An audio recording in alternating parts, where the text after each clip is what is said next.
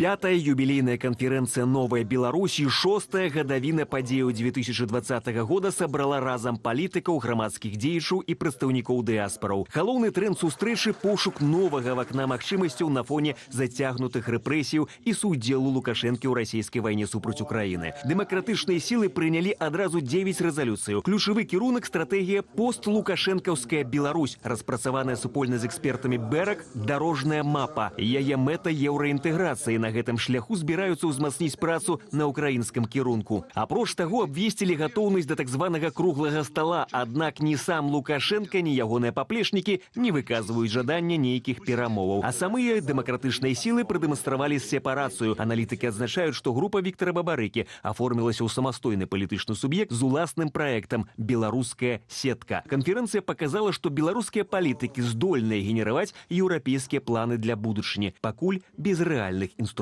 уплыву внутры самой Беларусі. І да нашага эфіру долучыўся Ігор Тышкевич, палітычны аналітык з Украіны. Вітаем вас. Добрый вечер. Добрый вечер. Перадусім, дазвольце першае пытанне ўсё ж такі вам задаць пра Александра Міленкевіча. На вашу думку, які ўнёсак ён, якую спадчыну пакінуў у Беларусі? Ну, про таких людей кажуть, што гэта глыба. Мне пашчасціла з ім працаваць яшчэ напрыканцы 90-х, пачатку нулевых, яшчэ Беларускай асацыяцыі рэсурсных цэнтраў. Ну, могу сказаць, што таких палітыкаў у край мала. Чалавек гонару, годнасці, чалавек слова. І таких мала. Дзякуй вялікі, светлая памяць. І перайдзем да канферэнцыі «Новая Беларусь», якую вы таксама аналізавалі. Адзін з аспектаў, які вы адзначылі ў сябе на старонцы ў Фейсбуку, гэта сегментацыя дэмсілаў, маючы на ўвазе праект Віктара Бабарыкі «Беларусь Нетворк», які ён там прадставіў на гэтай канферэнцыі. І вось пытанне такое. Тое, што з'яўляецца, сегментуюцца дэмсілы, гэта хутчэй пазітыўная з'ява ці негатыўная, бо з аднаго боку офіс Святланы Ціханаўскай шмат крытыкавалі за нейкую такую манаполію, а з іншага боку таксама можа сведчыць пра адсутнасць еднасці сярод дэмсілаў. Ну, давайте, калі ўжо адсылка да, скажем так, таго, што напісаў, то я б сказаў, што тут сегментацыя не толькі ў пытаннях групы Бабарыкі. Потому что я вызначил 3 ключевых момента. Первый момент так, это то, что группа вокруг Бабарыкі, она будет все далее и более позиционовать себя как самостойного гульца, який стоит на ровных со Светланой Тихановской. С позитива это конкуренция, с негатива, ну так, тут так само питание для кого як, это питание восприняття пані Тихановской как одноособного лидера, там, демократичных ці нейкіх іншых сил. Гэта першая ёсць, і гэта канферэнцыя стала фактычна дэманстрацыяй таго, вот такой фінальнай, што Бабарыка ён будзе ўваходзіць у палітыку, ён будзе ўваходзіць менавіта з гэтых пазіцый. Другая, скажем так, другі чыннік сегментацыі, гэта хутчэй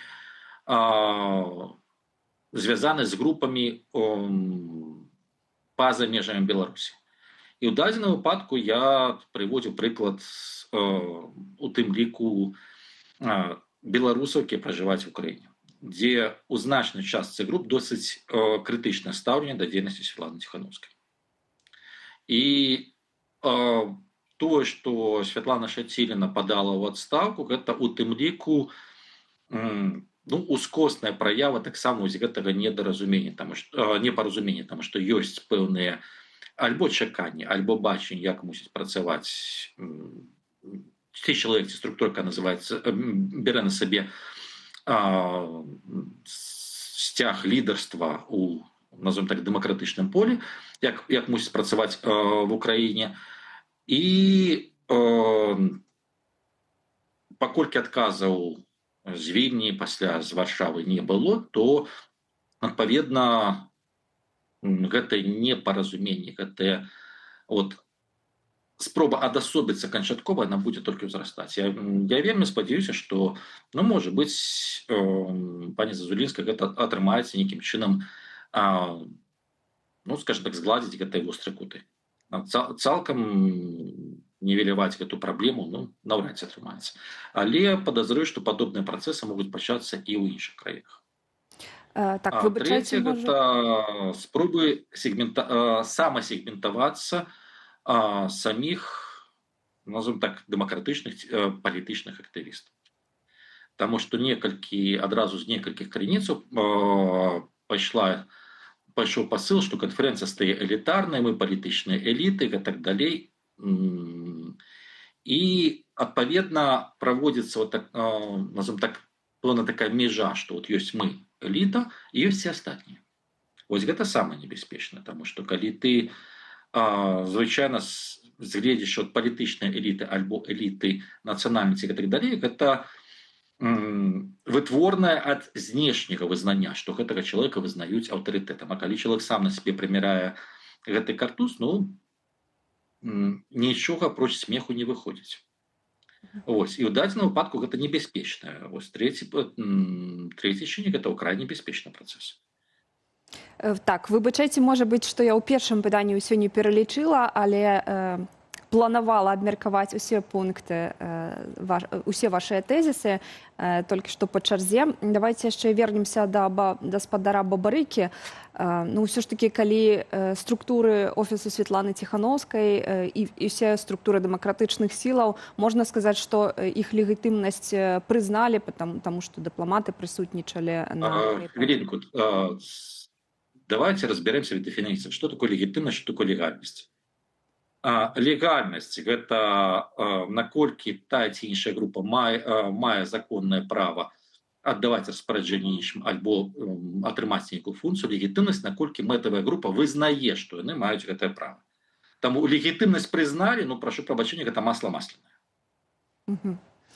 Згледзячы, скажем так, легітымнасці на знешнім полі, так, яна станам на сёння ёсць, я маю на ўвазе, што з офісам Святланы Ціханаўскай, самой Святланы Ціханаўскай размаўляюць. То бишь, легітымнасць як прадстаўніка альбо як голаса пэўнай частцы беларусаў.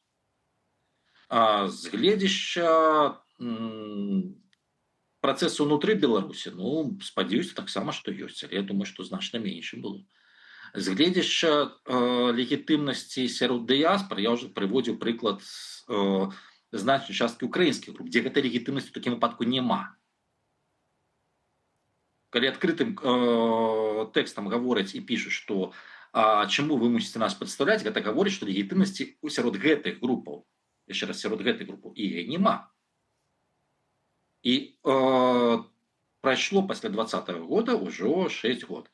І, адпаведна, з'яўленне роўна, скажем так, пазіцыянуемага палітычнага цэнтру яшчэ аднаго, ну, цяжка было б уявіць у, назовем так, 2020-2021 годзе. Хаця першая канферэнцыя «Новая Беларусь», я хочу нагадаць, она ўзнікла якраз такі і была склікана як рэакцыя на пэўныя закіды, што офіс, што Святлана Ціханаўская манаполізуе усю працу. І стварэнне, скажем так, кабінета якраз таки было, ну, прымеркавана, альбо мала за мэту згладзіць вось гэту праблему.